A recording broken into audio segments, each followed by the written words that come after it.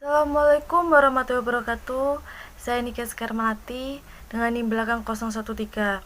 Di sini saya akan menjelaskan tentang pasar tenaga kerja. Pasar tenaga kerja adalah suatu pasar yang mempertemukan penjual dan pembeli tenaga kerja baik dari sektor swasta dan pemerintah dengan penawaran tenaga kerja yang tersedia. Pertemuan permintaan dan penawaran tenaga kerja dapat memberikan pengaruh bagi penentuan tingkat upah tenaga kerja dan tempat bertemunya permintaan dan penawaran suatu produk yang memiliki nilai tambah. Pelaku pasar tenaga kerja ada 3. 1. Pencari kerja, yaitu setiap orang yang mencari pekerjaan baik karena menganggur, putus hubungan kerja maupun mencari kerja yang lebih baik. Yang kedua, ada pemberi kerja, yaitu perorangan, pengusaha, badan hukum. Yang ketiga, ada perantara, yaitu media atau lembaga yang mempertemukan pencari kerja dan pemberi kerja. Selanjutnya, ada keseimbangan pasar tenaga kerja. Keseimbangan di pasar tenaga kerja didirikan melalui interaksi individu, keputusan pasokan tenaga kerja dengan keputusan perusahaan tentang berapa banyak tenaga kerja untuk diperkerjakan. Ini ada kurvanya. Pada nyatanya, tingkat upah W bintang jumlah tenaga kerja yang diminta oleh perusahaan justru dicocokkan dengan kuantitas yang disediakan oleh individu.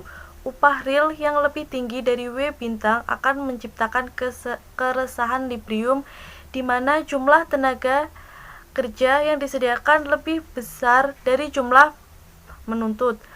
Akan ada beberapa pengangguran yang tidak disengaja dengan upah seperti itu, dan ini dapat menciptakan tekanan agar upah real menurun.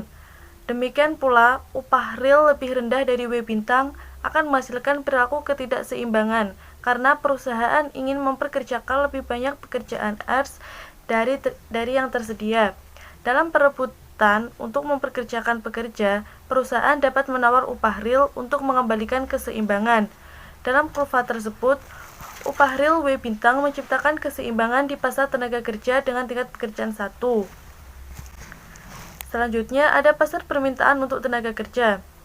Kurva permintaan tenaga kerja menunjukkan jumlah jam kerja yang digunakan oleh perusahaan pada berbagai tingkat upah. Permintaan terhadap tenaga kerja muncul akibat adanya kebutuhan untuk tersedianya tenaga kerja. Gambaran sederhananya, ada permintaan akan sejumlah tenaga kerja memiliki kemampuan menjahit pakaian, datang dari kebutuhan perusahaan garmen untuk memproduksi pakaian dalam jumlah tertentu. Apabila permintaan dan penawaran atas suatu produk berpengaruh terhadap harga produk, pada pasar tenaga kerja, permintaan dan penawaran atas tenaga kerja berpengaruh terhadap upah. Di sini ada kurva. Di sebelah kiri, pada gambar sebelah kiri, permintaan dan penawaran sebuah produk output akan mengurangi besarnya harga dalam kasus ini, P bintang. Sementara kurva sebelah kanan menunjukkan pengaruh permintaan dan penawaran atas tenaga kerja input terhadap upah W dalam hal ini sebesar W1. Selanjutnya, faktor pergeseran kurva permintaan tenaga kerja, yaitu harga output, bahwa VMPL merupakan hasil perkalian dan harga output P dengan marginal product of labor. Dengan demikian, jika P berubah, maka akan terjadi perubahan juga pada VMPL yang tercermin pada pergeseran kurva permintaan tenaga kerja. Yang kedua, ada perubahan teknologi. Perkembangan teknologi bisa berdampak pada dua sisi, yakni meningkatkan produktivitas dan jumlah tenaga kerja yang dibutuhkan, atau justru mengurangi kebutuhan akan tenaga kerja. Misalnya, penemuan mesin robotik yang mempermudah proses produksi tanpa bantuan manusia. Yang ketiga, ada ketersediaan faktor penunjang produksi.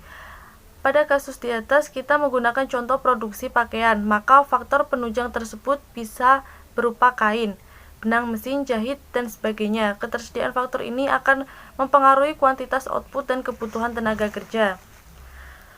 Selanjutnya ada kurva penawaran tenaga kerja. Kurva penawaran tenaga kerja yaitu hubungan antara jam kerja dan tingkat upah.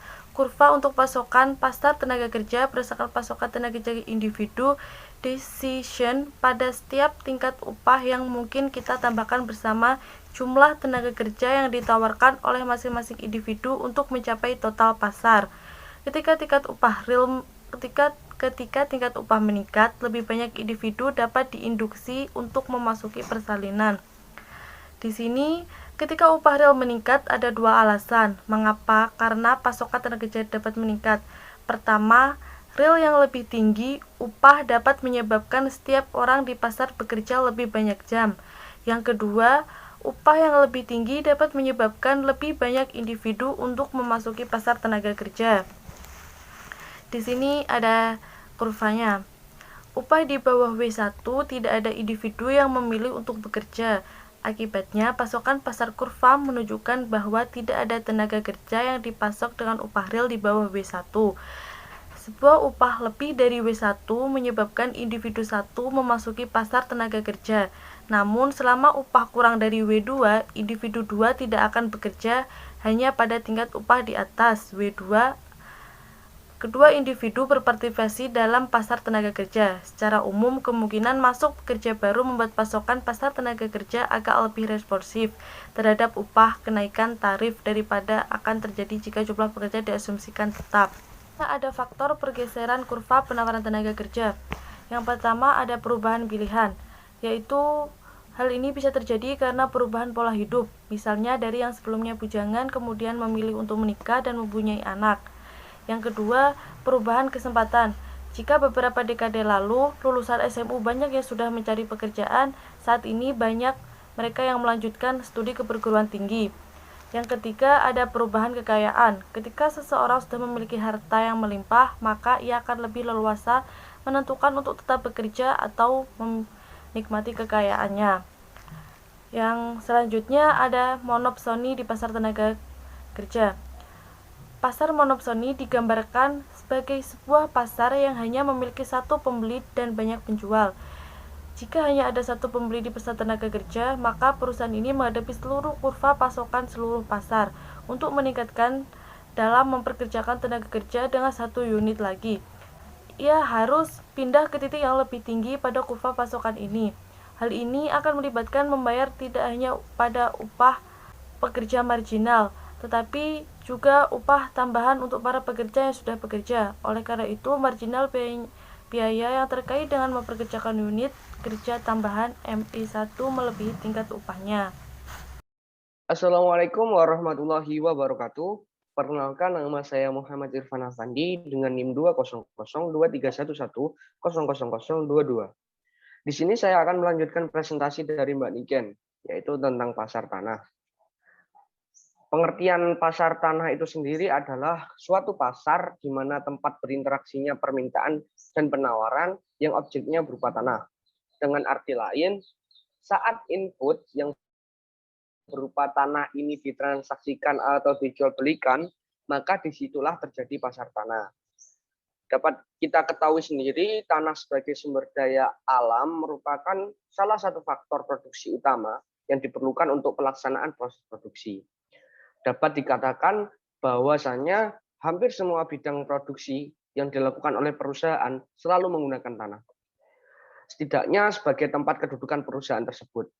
Selanjutnya, pengertian pasar tanah ini sendiri juga dapat didefinisikan sebagai pasar yang mempertemukan penjual dan pembeli tanah untuk melaksanakan transaksi jual beli tanah itu sendiri. Jika kita menggunakan istilah penawaran dan permintaan untuk menggantikan istilah penjual dan pembeli, maka pasar tanah dapat didefinisikan sebagai pasar yang menghubungkan penawar dan juga permintaan tanah. Next, Mas.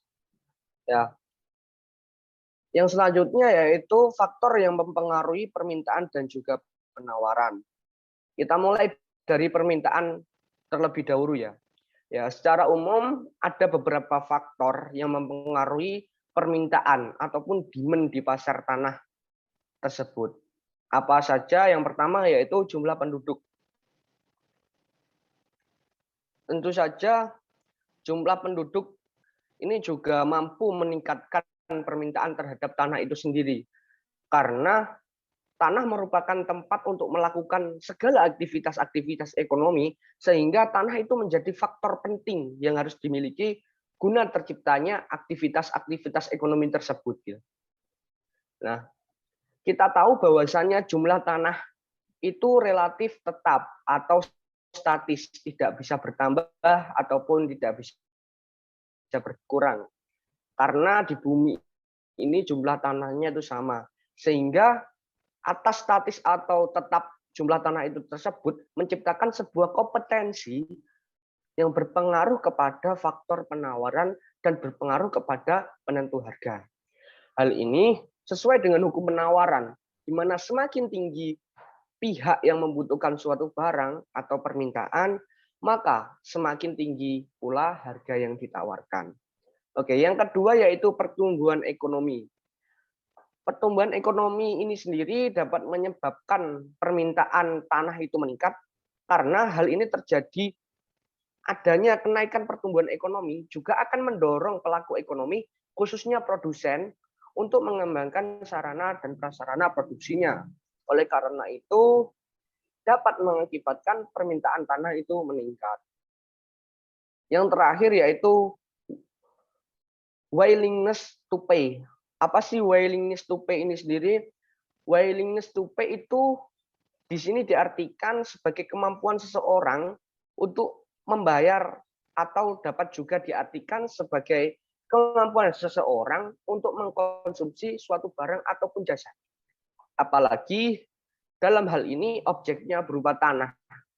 Dengan kata lain, tanah dapat dijadikan untuk investasi ataupun tabungan. Karena dari tahun ke tahun nilai tanah atau beberapa tahun ke depan tidak akan mengalami depresiasi atau penurunan nilai. Tanah semakin lama akan cenderung mengalami apresiasi atau pengangkatan nilai. Jadi semakin lama tanah itu tidak akan harganya itu tidak akan turun, melainkan harga tanah itu malah naik gitu. Sehingga hal itu dapat meningkatkan sehingga meningkat permintaan tanah. Faktor penawaran itu sendiri. Ya, di sini ada dua faktor yang saya bahas di sini mengenai faktor apa saja yang bisa mempengaruhi penawaran itu sendiri. Yang pertama yaitu luas tanah.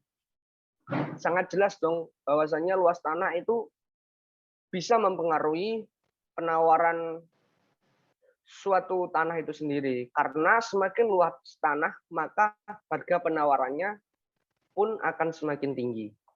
Yang kedua yaitu produktivitas tanah. Ini produktivitas ini biasanya berkaitan dengan tanah-tanah pertanian yang sebelumnya itu merupakan lahan pertanian. Jika pemilik tanah ini merasa lahan tersebut tidak lagi memiliki produktivitas yang tinggi atau kurang subur gitu bisa dikatakanlah seperti itu, maka petani tersebut juga akan menjual, bukan tidak dipungkiri lagi, bahkan bisa menjual tanah tersebut. Dan itu menyebabkan penawaran yang bisa naik. Next. Oke, yang selanjutnya yaitu kurva keseimbangan permintaan dan juga penawaran. Ya, hubungan antara permintaan dan penawaran yang membentuk harga pasar tanah dapat digambarkan oleh kurva di bawah ini ya, teman-teman. Ya, perlu kita ketahui bahwasannya penawaran tanah itu sendiri cenderung bersikap tetap atau tidak berubah-ubah. Karena jumlah tanah yang ada di muka bumi ini memang bersifat tetap. Kita tidak memiliki kemampuan untuk menambah jumlah tanah yang ada di muka bumi itu sendiri, tapi kita bisa menambah kepemilikan tanah secara kepemilikan atau individual, jumlah individu. Ya, oleh karena itu, kurva penawaran tanah itu akan membentuk garis lurus vertikal atau membentuk kurva inelastis sempurna. Ya. Sesuai dengan keterangan yang di bawah, kurva penawaran itu ditandakan dengan huruf S. Ya. Cenderung tetap satu titik kuantitas, yaitu di Q1. Dan di situ kan sudah dijelaskan karena mengapa tetap di satu titik kuantitas, karena jumlah tanah yang ada di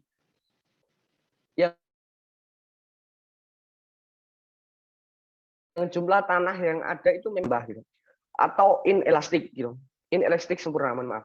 Sedangkan kurva permintaan tanah terus meningkat dari waktu ke waktu. Itu disimbolkan dengan D1 yang menaik ke D2 dan juga D3. Itu menggambarkan bahwa permintaan tanah dari tahun ke tahun itu meningkat.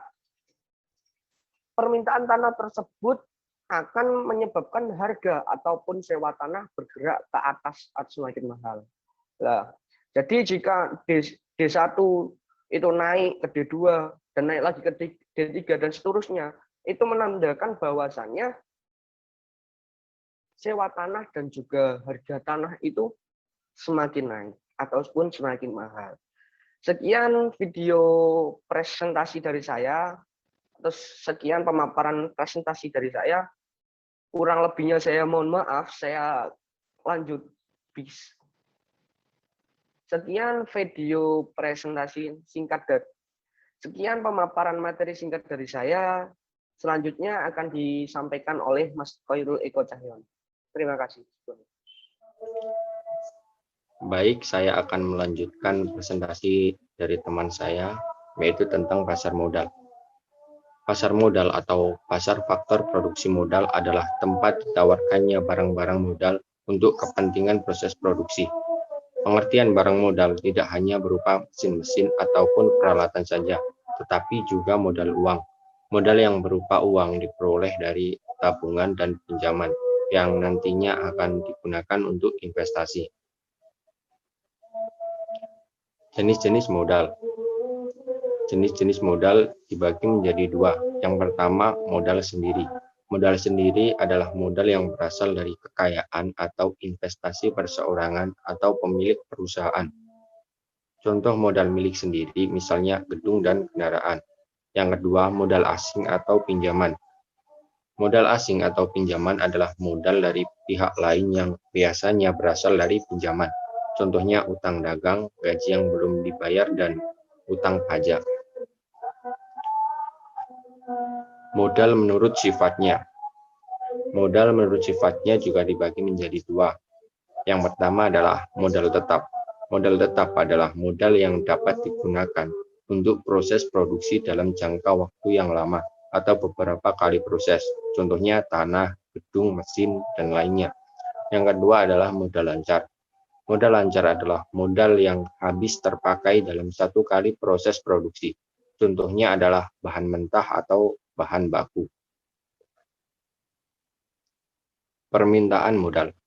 Permintaan terhadap modal datang akibat ada keinginan sebagian masyarakat untuk berinvestasi atau menanam modal dalam suatu usaha atau membeli saham. Hal ini akan menyebabkan permintaan terhadap uang atau dana. Penawaran modal. Penawaran modal timbul akibat sebagian masyarakat yang menyimpan dana atau menabung, saving. Tabungan ini kemudian menyebabkan tersedianya dana yang dapat ditawarkan untuk digunakan sebagai modal.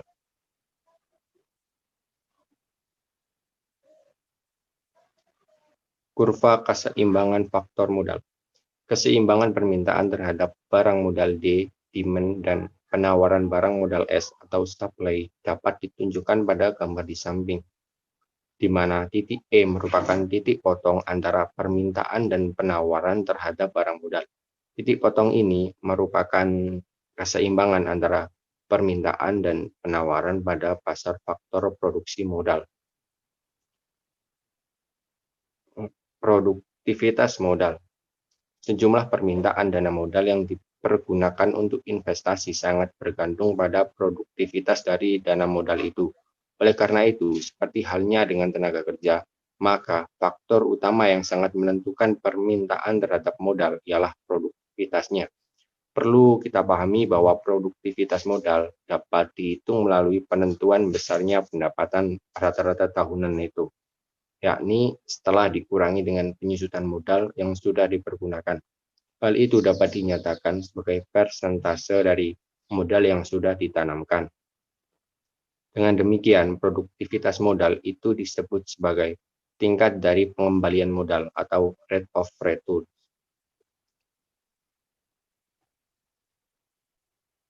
Dicontohkan, jika ada seseorang yang mempunyai modal, dia membeli sebuah angkutan kota seharga 100 juta, di mana dalam jangka waktu 1 tahun, dia mengeluarkan biaya operasi sebesar 25 juta. Lalu orang tersebut menjual angkutannya setelah 1 tahun pakai, dan dijual seharga 75 juta. Jika selama jangka waktu 1 tahun itu semua pembayaran penumpang yang diperoleh ialah sebesar 75 juta, maka berapa tingkat pengembalian modal yang diterima oleh orang tersebut? Apabila modal dan biaya pengurusan angkutan kota ialah 100 juta ditambah 25 biaya operasi, hasilnya adalah 125 juta. Dari jumlah tersebut, dia kembali mendapatkan 75 juta di akhir tahun, yaitu hasil dari penjualan. Oleh karena itu, pengeluaran neto jumlahnya adalah 125 tadi diambil dengan 75, hasilnya adalah 50 juta. Sedangkan sewa penumpang selama 1 tahun adalah 75 juta. Dengan demikian, pendapatan bersih dari pemilik modal itu ialah 75 diambil 50 juta, hasilnya adalah 25 juta. Dari data di atas, maka tingkat pengembalian dari angkot tersebut dapat ditemukan melalui rumus berikut, yakni 25 juta dibagi 100 juta dikali 100, hasilnya adalah 25%. Menentukan tingkat pengembalian modal. Dalam suatu kegiatan perusahaan, nyatanya untuk menghitung besarnya tingkat pengembalian modal lebih rumit daripada yang dibayangkan, di mana kerumitan itu muncul sebagai dampak dari usia barang modal yang sudah panjang, yakni dia bisa dipergunakan selama beberapa tahun. Bahkan banyak pula yang digunakan selama berpuluh-puluh tahun. Oleh karena itu, pendapatan yang diperoleh dari kegiatan investasi biasanya meliputi lebih dari jangka waktu selama 1 tahun.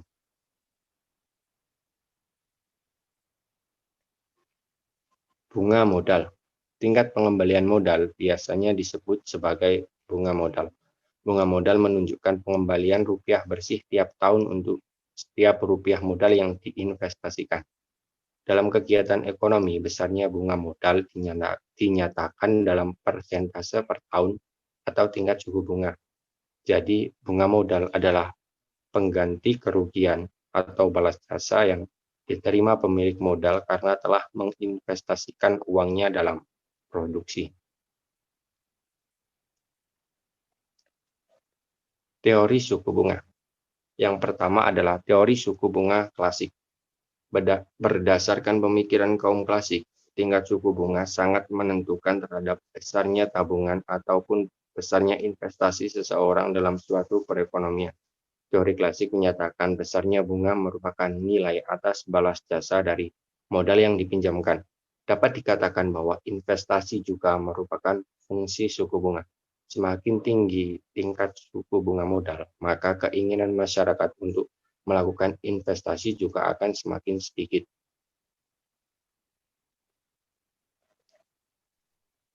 Yang kedua adalah teori suku bunga Keynes.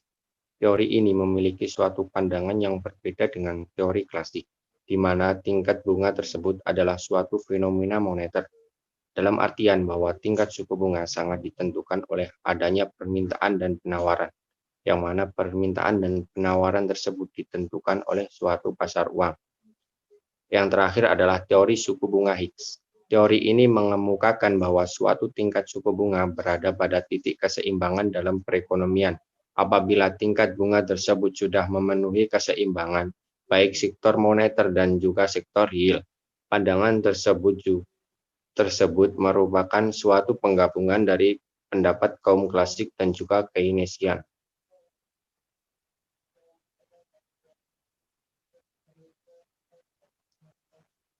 faktor penyebab perbedaan suku bunga. Secara teori, analisis mengenai penentuan suku bunga menganggap bahwa dalam perekonomian terdapat hanya ada satu suku bunga. Pada kenyataannya, keadaan sangatlah berbeda, yakni dalam suatu perekonomian ada beberapa suku bunga. Perbedaan tersebut dikarenakan oleh beberapa faktor, antara lain sebagai berikut. Pertama adalah perbedaan resiko. Salah satu pertimbangan bank dalam menentukan tingkat suku bunga yang akan dikenakan ialah resiko dari pemberian pinjaman tersebut. Yang kedua, jangka waktu pinjaman. Apabila semakin lama modal dipinjamkan, maka akan semakin besar pula tingkat bunga yang harus dibayarkan. Dan yang terakhir adalah biaya administrasi pinjaman. Berdasarkan pertimbangan biaya administrasi, maka pinjaman yang relatif lebih besar jumlahnya akan membayar suku bunga yang lebih tinggi. Sekian dari saya, selanjutnya akan dilanjutkan oleh teman saya. Baik, Assalamualaikum warahmatullahi wabarakatuh. Saya di sini akan melanjutkan presentasi dari tim saya. Sebelumnya, nama saya Vina Abidatin Istiqomah dengan NIM akhir 047. Optimasi teori produsen. Optimasi produksi adalah penggunaan faktor-faktor produksi yang terbatas seefisien mungkin, atau produsen memproduksi barang dengan biaya yang minimum, namun dengan tujuan untuk mendapatkan keuntungan yang maksimum. Faktor-faktor produksi tersebut meliputi modal, mesin, peralatan, bahan baku, bahan pembantu, dan tenaga kerja. Optimasi produksi dengan menggunakan metode Lagrange biasanya digunakan untuk permasalahan optimasi dengan satu fungsi tujuan dan banyak fungsi kendala.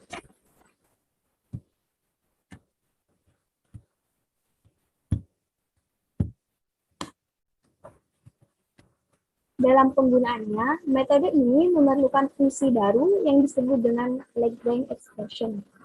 Fungsi baru ini diperoleh dengan penambahan fungsi-fungsi yang telah ada sebelumnya secara linear dan setiap fungsi terbatas dikalikan dengan faktor pengali Lagrange.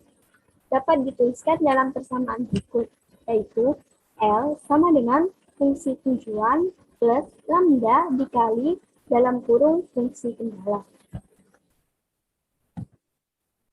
Contoh soal, optimumkan Z sama dengan XY dengan syarat X plus 2Y sama dengan 10.